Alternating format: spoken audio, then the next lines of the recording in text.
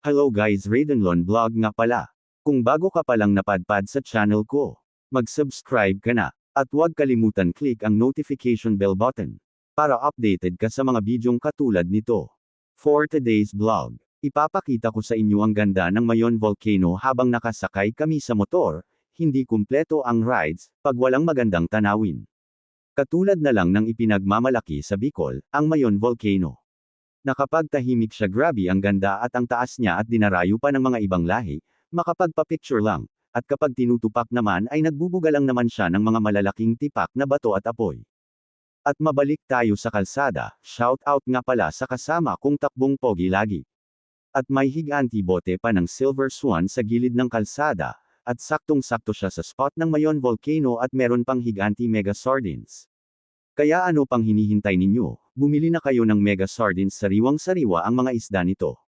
Mga bagong huli lagi ang ginagawang mega sardines. Ang sarap nito lalo na haluan mo ng talbos ng kamote. Wow, ang tahimik ng Mayon Volcano ngayon, tamang buga ng usok lang siya ngayon. Mga bandang 10 AM na kami nakarating dito sa Legazpi kung saan kitang-kita ang Mayon Volcano, at mas maganda pa siguro kung papasikat pa lang ang araw, tapos may kasama pang hamog, ang ganda siguro tingnan ng bulkan. Tapos about sa lagay ng traffic dito. Hindi naman siya traffic kasi malawak at maluwag naman yung kalsada. Kahit marami din ang dumadaan na sasakyan, pero mas malawak pa rin at maganda ang kalsada pag nasa Sorsogon ka na. At syempre shout out sa naka-NMAX. Nag-overtake sa amin, mukhang may lakad yata si kuya.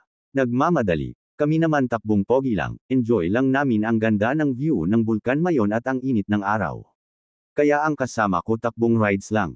Kasi kung mabilis na kami at nag-uunahan pa, parang hindi na yata yun rides, parang karera na yata yun. Pagtakbong rides lang at takbong pogi malayo sa desgrasya, at safe ka pa makakarating sa paruroonan. Ay parang kanina lang, malayo sa amin ang spot ng Bulkan Mayon, nasa kaliwa namin at malayo pa siya, pero napansin ko ngayon lumalapit na kami, at nasa harapan na namin, ang ganda pala pag medyo malapit na kayo sa bulkan. Kitang-kita na ang ganda ng Bulkan Mayon.